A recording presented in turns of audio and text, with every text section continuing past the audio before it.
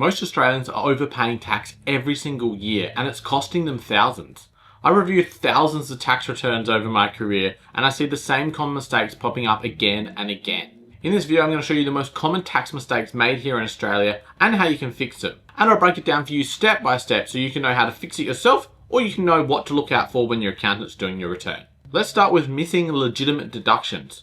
And this one sounds so obvious, but it happens all the time.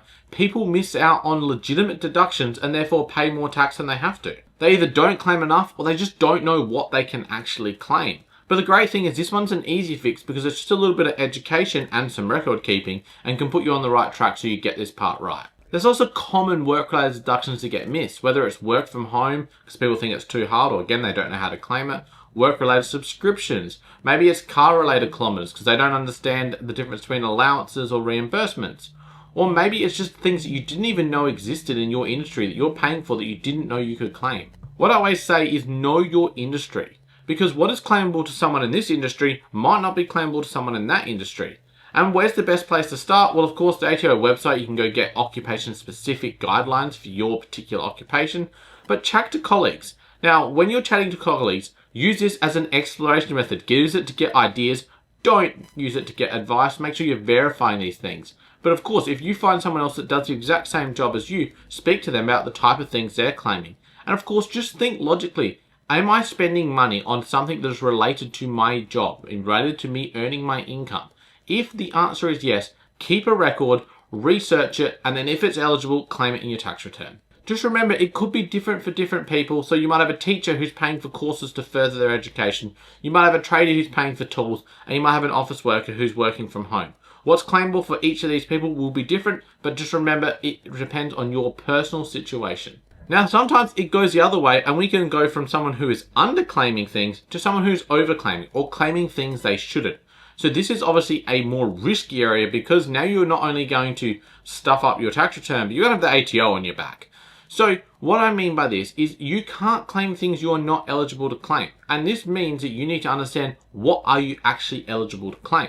So you need to make sure that the deduction is legal from an ATO point of view, not just because you thought it was. A great example is uniforms. People go, well, I have to buy a suit and I have to wear it to work because my workplace requires me to buy a suit. But then when they go on the ATO website and they read about work-related clothing, they find out that doesn't actually meet the definition of what is claimable. But they've gone, well, I need it for work, so I'm claiming it. The ATO don't care what you thought, they care what the law says. So understanding what the law actually says is what should dictate what goes into your tax return. Just remember that ATO is getting better every single year when it comes to data matching, AI reviews, industry benchmarks. They are starting to understand more and more about what should go into a return, and therefore they're going to be much more likely to trigger an audit or a review if some of you get something wrong. There's some common red flags that you'll see here on the screen. It could be claiming 100% of phone and internet with no basis. Car claims in a role that doesn't have car claims typically. The same amounts claimed as last year. Rounded amounts at every single label. Or the one that I like is people claiming $300 at every single label. And that misconception comes from the thing where you can claim up to $300 in total deductions without receipts. People then go and put $300 at every label. That's a big red flag and a massive chance you're going to get audited. Now, something that won't get you audited and will hopefully improve your education is to subscribe to my free email newsletter. I send this out every single week and it's a 2-minute tips on how you can better your tax position or better your business or just better understand your finances. The link is in the description on how you can subscribe for free. But let's get back into the video.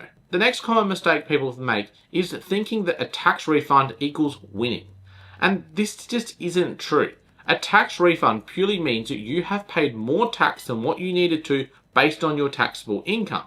Now, of course, it's very hard to get this perfect through the year because no one knows exactly what their taxable income is going to be, and therefore it's estimated withholding through the year.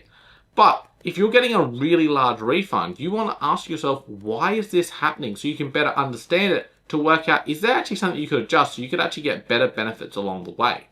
I understand that everyone wants to see a big refund when they lodge their return. Of course, everyone loves getting money back into their bank account. But it purely means that the ATO has been holding this money instead of you.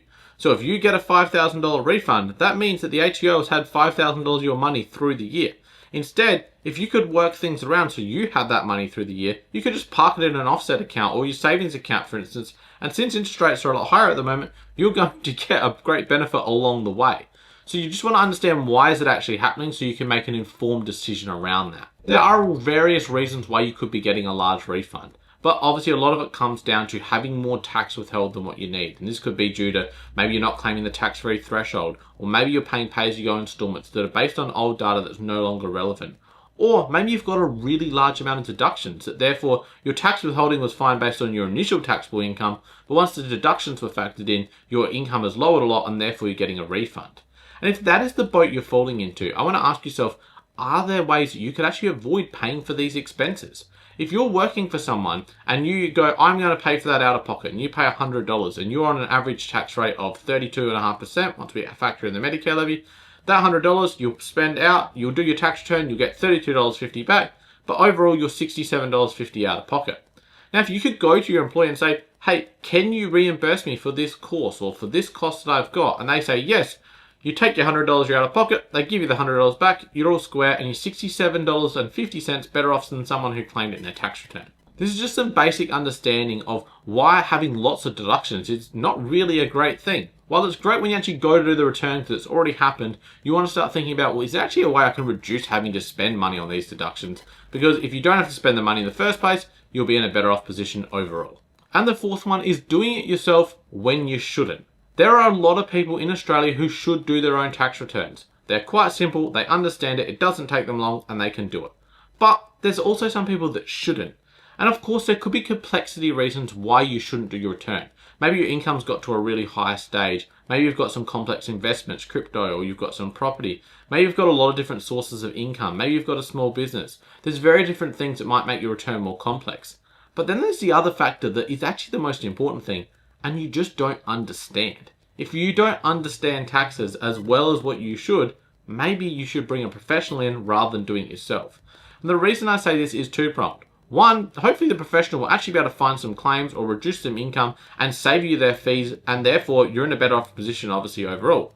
Or maybe they're just going to make sure that you don't get the ATO knocking on your door.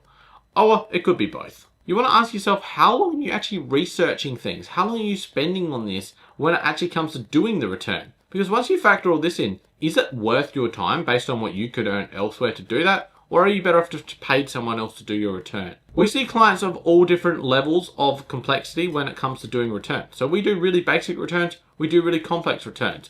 But I also know of people that do their own returns that are really basic and really complex as well.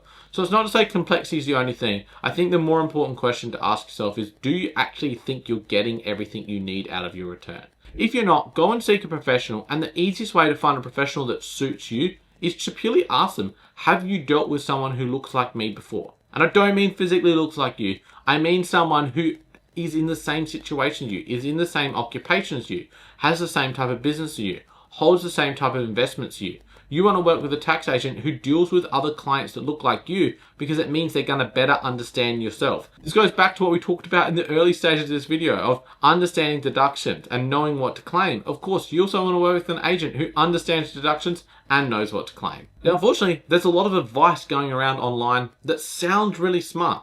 But in this upcoming video, I'm going to talk about some of that advice that does sound really smart, but is actually costing you thousands of dollars and putting you in a really risky position. I thank you for watching this one and look forward to seeing you over there.